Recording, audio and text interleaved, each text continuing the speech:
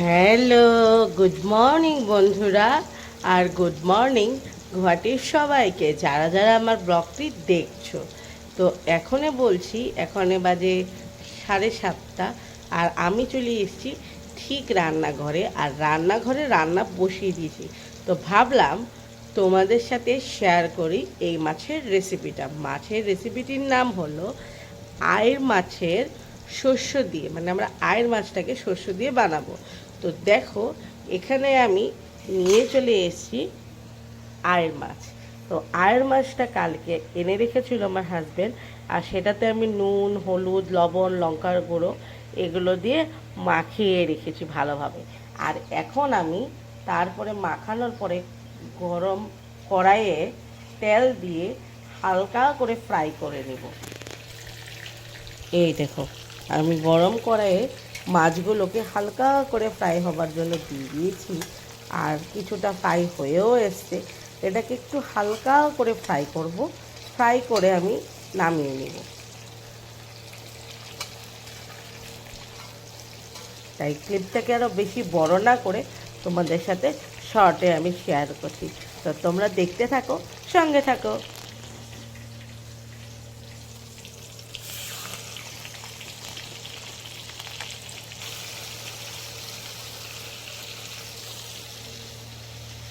দেখো বন্ধুরা, এখানে আমি নিয়ে নিয়েছি সর্ষা।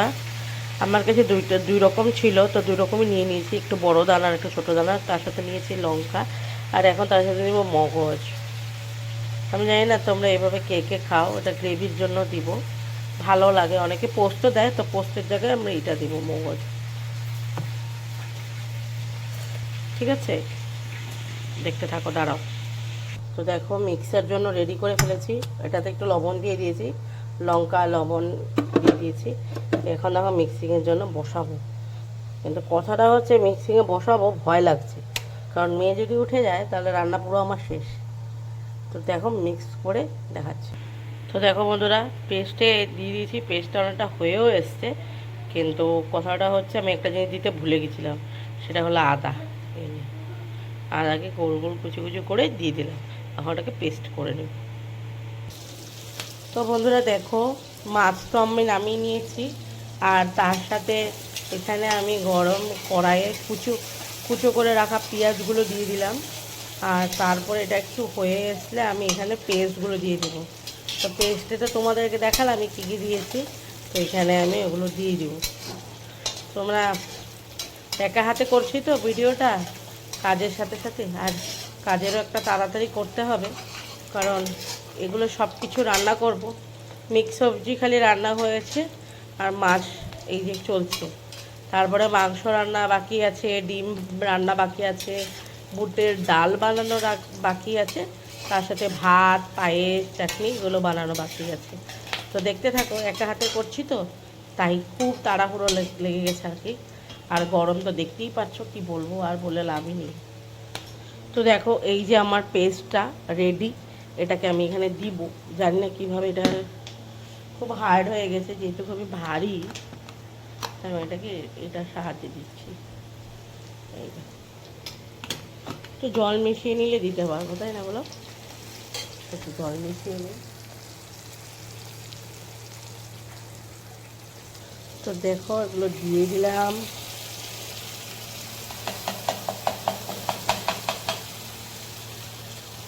লেগেই আছে।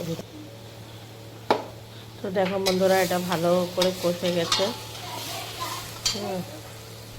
আর এখন আমি এটাতে জল দিয়ে দিব। এই দেখো,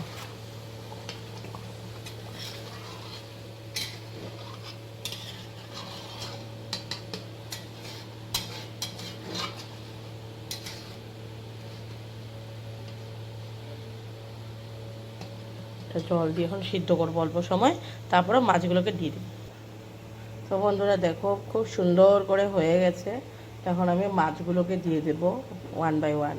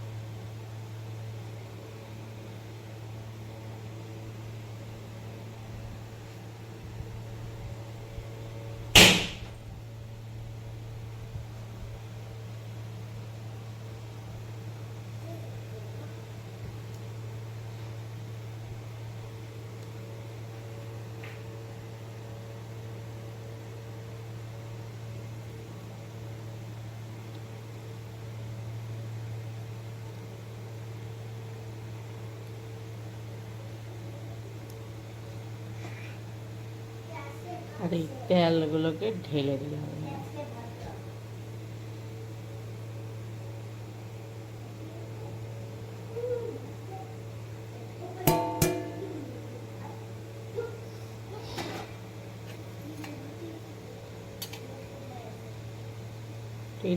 এটাকে অল্প একটু সময়, মানে মিনিমাম 5 মিনিটস।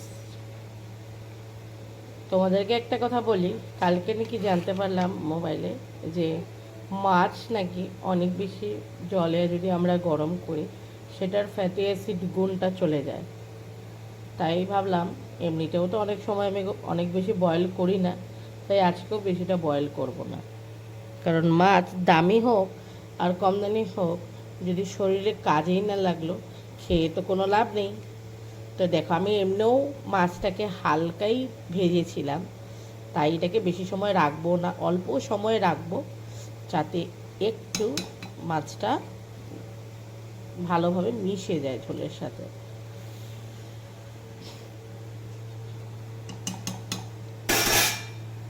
আর নামানোর আগে অল্প সর্ষের তেল দিয়ে সার্ভ করব। তো দেখো বন্ধুরা, আর আমি এখানে অল্প করে কাঁচা সর্ষের তেল দিয়ে দিলাম। তো এখন মাছটাকে অল্প সময় রেখে নামিয়ে দিব। আর এখানে দেখো বুটের ডাল বসিয়ে দিয়েছি, দেখতে থাকো, সঙ্গে থাকো। আর রেসিপিটা ট্রাই করবে, আমি পরে ফটো দিয়ে দিব। রেসিপিটা ট্রাই করবে, আর যারা যারা খেয়েছো তারাও জানাবে কেমন লাগলো। Till then, tata, bye by.